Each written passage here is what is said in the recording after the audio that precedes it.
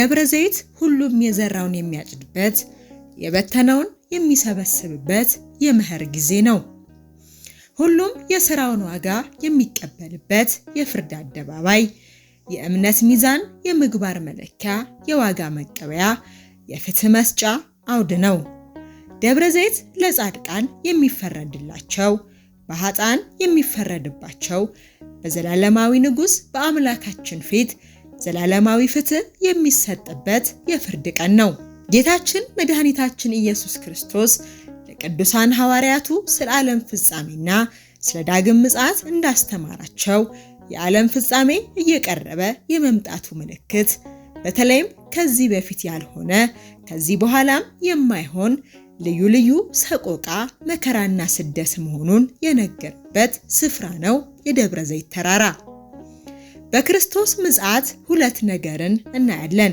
ሕጉን ለጠበቁ ትእዛዙን ላከበሩ የደስታና የምስራች ብስራት የሚሰሙበት፣ በጸናች ሃይማኖት በበጎ ምግባር አሸብርቀው በእግዚአብሔር ቀኝ ቆመው ኑ የአባቴ ቡሩካን ወደ ተዘጋጀላችሁ ዘላለማዊ ዕረፍት ግቡ የሚባሉበት የደስታ ቀን ነው። እንደ ትእዛዙ ላልኖሩ ቃሉን ላላከበሩ በሕጉ ያልኖሩና ሰብአዊ ክብር አምላካዊና ወንድማዊ ፍቅር የሌላቸውን ደግሞ እናንተ ርጉማን ከእኔ ወግዱ ለሰይጣንና ለመልእክተኞቹ ወደ ተዘጋጀ ወደ ዘላለም እሳት ሂዱ ብሎ የሚያሰናብትበት ነው። የጌታችን የመድኃኒታችን የኢየሱስ ክርስቶስ ነገረ ምጽአቱ የሚታሰብበት ዕለት በኢትዮጵያ ኦርቶዶክስ ተዋሕዶ ቤተክርስቲያን በአብይ ጾም እኩሌታ በሊቃውንት አባቶቻችን ደብረ ዘይት የሚል ስያሜ ተሰጥቶት በልዩ ልዩ ሃይማኖታዊ ስነ ስርዓቶች ይከበራል። የደብረ ዘይት በዓል በየዓመቱ በልዩ ድምቀት የሚከበርበት የታሪክ፣ የሃይማኖት፣ የቅርስ፣ የባህል፣ የቅዱሳት፣ የፈውስ መካናት መገኛ በሆነው ሰሜን ሸዋ ሀገረ ስብከት ምንጃር ሸንኮራ ወረዳ የሚገኘው ጥንታዊውና ታሪካዊው ሳማ ብሔረ ሕያዋን እግዚአ ለሰንበት አንድነት ገዳም። ገዳሙ በ1818 ዓመተ ምህረት እንደተመሰረተ የሚነገርለት ሲሆን በዓሉ በዚህ ታሪካዊ ገዳም ከ300 ዓመታት በላይ ሲከበርበት እንደቆየና በዓሉ በሀገራችን ኢትዮጵያ ብቸኛ የሚከበርበት ቦታ እንደሆነ የቦታው ታሪክ ይነግረናል።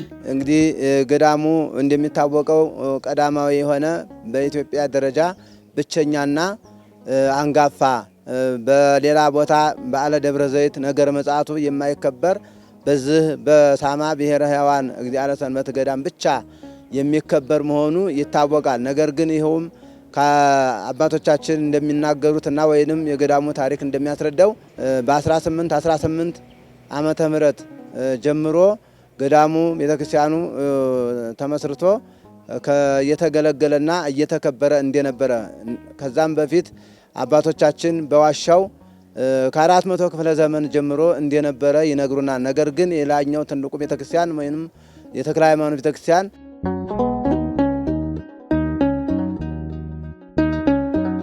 ይህ ታሪካዊ ገዳም በጣሊያን ወረራ ጊዜ በ1929 ዓመተ ምህረት ጥቃት ቢሰነዘርበትም በእግዚአብሔር ጥባቆት ምንም ጉዳት ሳይደርስበት ተርፏል። ሳማ ሰንበት ከሚታወቅበት የደብረ ዘይት ክብረ በዓል በተጨማሪ በርካታ ታሪካዊ፣ ሃይማኖታዊና ተፈጥሯዊ ቅርሶችን አምቆ የያዘ ቅዱስ ስፍራ ነው። በፈዋሽ ጸበሉ በርካቶች ከደጁ ደርሰው እንቆቅልሻቸው ተፈቶ ከልዩ ልዩ ደዌ ተፈውሰው በደስታ በምስጋና የሚመለሱበት እንደሆነ ምስክርነታቸውን ይሰጣሉ።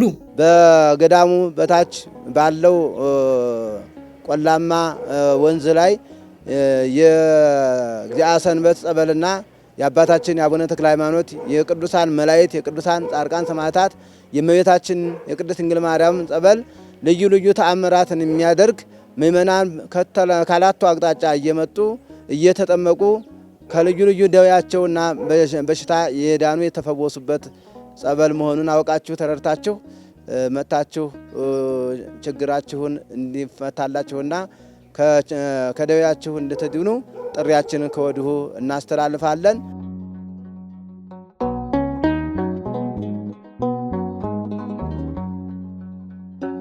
በየዓመቱ ለበዓለ ደብረ ዘይት ብፁዓን አበው ሊቃነ ጳጳሳት፣ ሊቃውንተ ቤተ ክርስቲያን፣ መምህራነ ወንጌል እንዲሁም ከአራቱም አቅጣጫ የተሰባሰቡ ምዕመናን በተገኙበት በታላቅ ድምቀት ይከበራል። የተወደዳችሁ የእግዚአብሔር ቤተሰቦች፣ በመላዋ ኢትዮጵያ የምትገኙ የኦርቶዶክስ ተዋሕዶ ሃይማኖት እምነት ተከታዮች በሙሉ አባቶች፣ እናቶች፣ ወንድሞች፣ እህቶች፣ ምእመናንና ምእመናት የሳማ ብሔረ ሕያዋን እግዚአብሔር ሰንበት ገዳም በየዓመቱ የበዓለ ደብረ ዘይት እንደሚከበር ብፁዓን ሊቃነ ጳጳሳት በሚገኙበትና ብዙ ከአራቱም አቅጣጫ በመላዋ ኢትዮጵያ የሚገኙ ምእመናን የሚገኙበትና የሚከበር መሆኑ ይታወቃል።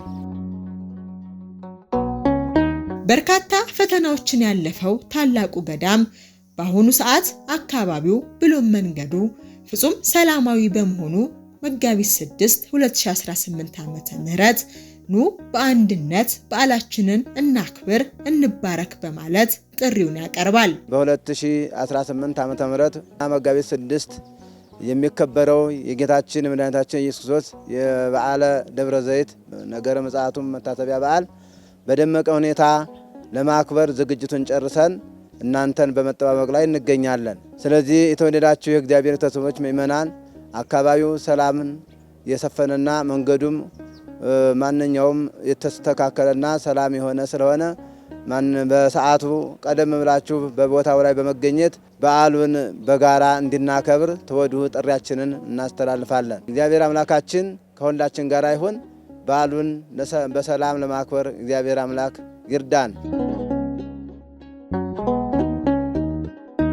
ጌታችን በቅዱስ ወንጌል ስለዚህ እናንተ ደግሞ ተዘጋጅታችሁ ኑሩ፣ የሰው ልጅ በማታስቡበት ሰዓት ይመጣልና ብሎ እንደነገረን በአምላካችን የፍርድ ቀን በፊቱ እንዳናፍር በሃይማኖት ጸንተን በምግባር ታንጸን በትሩፋት አጊጠን በቅዱስ ቁርባኑ ከብረን ልንኖር ይገባል እያለን መዓቱ የራቀ ምሕረቱ የበዛ ቅዱስ አምላካችን በሰላም በጤና ጠብቆ በታሪካዊውና ጥንታዊው ሳማ ብሔረ ሕያዋን እግዚአብሔር ሰንበት አንድነት ገዳም ለመገናኘት ያብቃን።